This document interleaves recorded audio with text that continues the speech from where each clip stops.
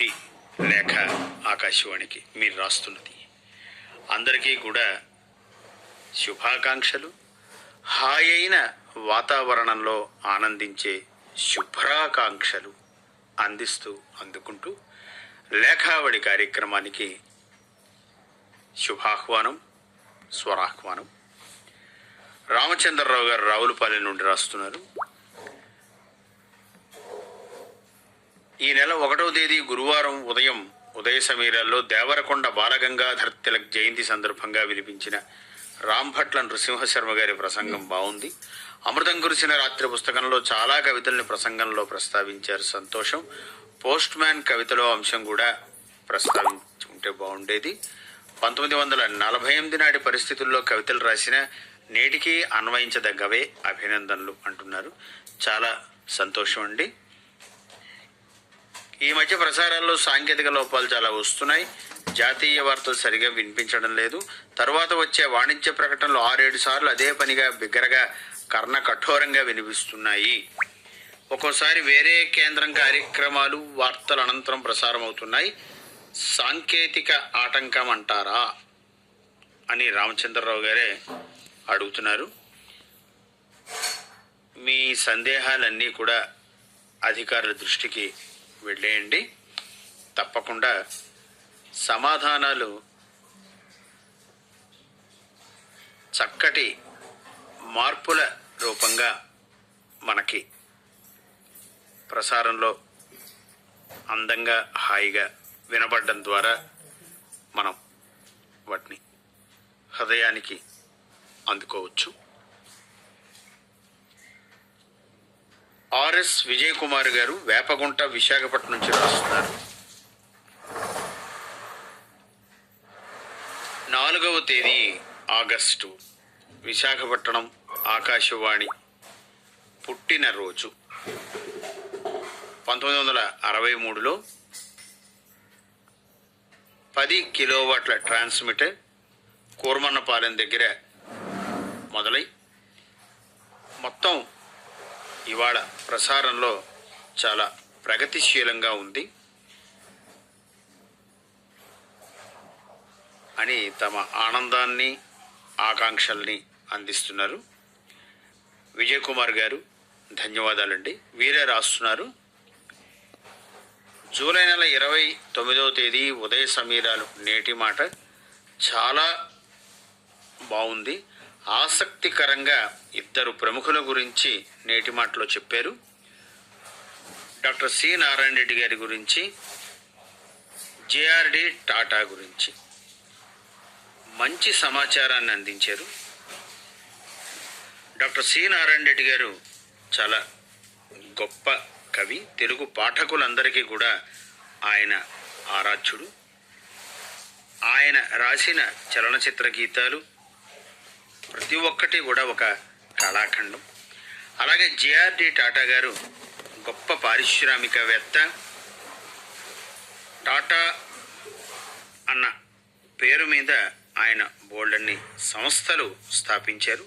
ఈ సమాచారాన్నంతా కూడా మాకు అందించిన ఆ స్వరానికి, ఆకాశవాణి విశాఖపట్నం కేంద్రానికి అభినందనలు అంటున్నారు. ధన్యవాదాలండి.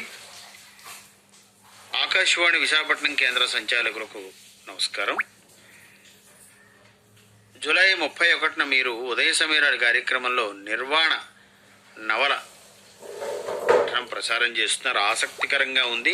బేదా రామసూర్య ప్రకాశ్రావు గారికి, రచయిత డాక్టర్ బండి సత్యనారాయణ గారికి, శ్రీ తేతల దిలీప్ కుమార్ రెడ్డి గారికి ఆకాశవాణికి అభినందనలు అంటున్నారు. షీరాపు వసుంధర, చార్వాక్ శిరీష, శంకర్రావు, శ్యామ్, శౌర్య, షీరాపు శ్రీనివాసరావు గారు శృంగవరపు కోట నుండి ధన్యవాదాలండి.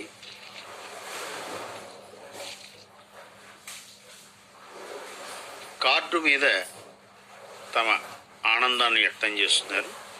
ఆకాశవాణి వారికి ప్రణామాలు.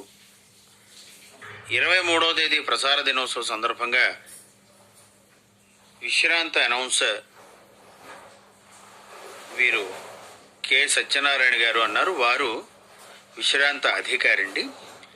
వారితో పరిచయ కార్యక్రమం ఆకాశవాణి విశాఖపట్నం కేంద్రం ప్రసారం చేసింది. వారికి చాలా నచ్చింది.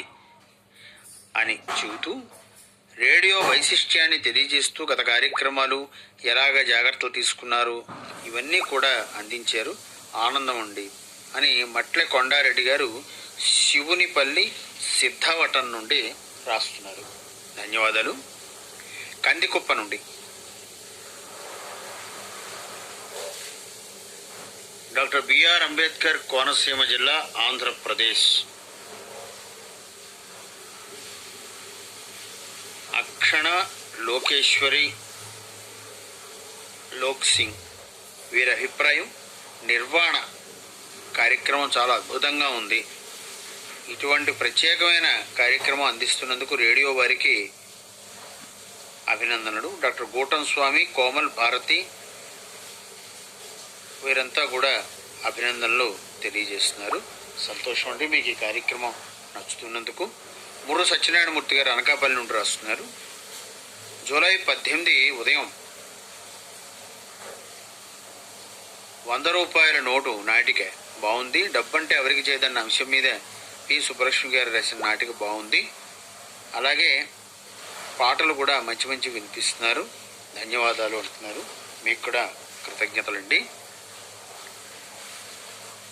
10:45 ఆపాత మధురాలు సినిమా పాటలు ఇచ్చేవారు ప్రతి శుక్రవారం రాత్రి. మరి ఆ కాలాన్ని ఎందుకు కుదించారు? లక్ష్మీ బుధవారాల్లో కూడా వినిపిస్తున్నారు అంచేత అని వీళ్ళు వారం కొంచెం స్పష్టంగా రాయవలసి ఉన్నది. ఈ విషయాన్ని పునఃపరిశీలించాలి అని వీరి ఉద్దేశం, అభిలాష ఏమిటంటే ఆపాత మధురాలు వినిపించే సమయాన్ని పెంచిన సమయంలో ఎక్కువ చక్కని పాటలను వినిపించాలని. తప్పకుండా అధికారులు మీ అభ్యర్థనను గమనిస్తున్నారండి.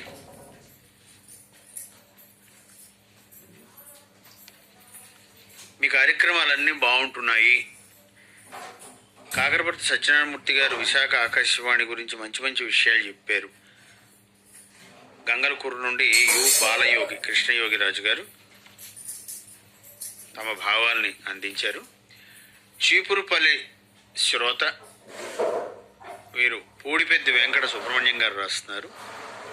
జూలై 22 సోమవారం ఉదయం నేటి మాటలో దాశరథి కృష్ణమాచార్యుల గురించి మంచి విషయాలు చెప్పారు. నా తెలంగాణ కోటి రతనాల వెన్న అన్న ఆ మహానుభావుడి గురించి ఎంత చెప్పినా తక్కువే అంటున్నారు. నడక కథానికి కూడా బాగుంది. ఆరోగ్యమే మహాభాగ్యంలో ప్రపంచ మెదడు దినోత్సవం సందర్భంగా neuro physician K Suresh Kumar గారి ప్రసంగ పాఠం చాలా చక్కగా ఉంది. అదే రోజు మధ్యాహ్నం 1:30 మహిళావాణిలో చిన్నప్పటి ఆటలు ఫోన్ లేవు చాలా బాగుంది. అది వింటూ ఉంటే మేము చిన్నప్పుడు ఆడిన ఆటలు గుర్తుకొచ్చి అందులోకి ఒకసారి వెళ్ళొచ్చాం అని అంటున్నారు. ఆకాశవాణి కార్యక్రమాలన్నీ ఎంతో బాగున్నాయని మెచ్చుకుంటున్నారు. భక్తి సంగీత కార్యక్రమం, అలాగే ఎంఎస్ అప్పారావు గారు ఆలపించిన లలిత గీతాలు. 24వ తేదీ జూలై నిర్వాణ నవల పఠనం బేతా రామసూర్యప్రకాశ్రావు గారు చాలా చక్కగా ఉంది. రాసిన డాక్టర్ బండి సత్యనారాయణ గారి అభినందనీయులు. అలాగే తేతల దిలీప్ కుమార్ రెడ్డి గారికి కృతజ్ఞతలు. పాత సినిమా పాటలు బాగుంటున్నాయి. గిరిసీమలు అన్నీ కూడా ఆహ్లాదభరితంగా ఉన్నాయి. 25వ తారీఖు నేటి మాటలో ఇంద్రగంటి శ్రీకాంత్ శర్మ గారి వర్ధంతి సందర్భంగా వారి జీవిత విశేషాలు, సాహితీ రంగానికి చేసిన కృషి తెలుసుకున్నాం. అలాగే అభినవ కోకిల నాటిక బాగుంది. చిరుధాన్యాల సాగు చైతన్యంలో ఎం సరస్వతి గారితో ఎన్ సుధాకర్ రెడ్డి గారు చేసిన పరిచయ కార్యక్రమం ఉపయుక్తంగా ఉంది. 25వ తేదీ రాత్రి 9:30 అమ్మ మన్నించు షేక్ సాయి గారి రచనలో మాడుగుల రామకృష్ణ గారి నిర్వహణలో కార్యక్రమం చాలా బాగుంది. వింటున్నంతసేపు కంటతడి పెట్టించేలా ఉంది. చక్కని కార్యక్రమాలు ప్రసారం చేస్తున్నందుకు మీకు అభినందనలు అంటున్నారు. తప్పకుండా అండి, మీరు శ్రద్ధగా విని చాలా సహనంగా మీ అభిప్రాయాన్ని రాసి పంపించినందుకు ధన్యవాదాలు. ఇలాగే కార్యక్రమాలన్నీ వింటూ మీ అభిప్రాయాలు పంపించడానికి లేఖావళి కేర్ ఆఫ్ స్టేషన్ డైరెక్టర్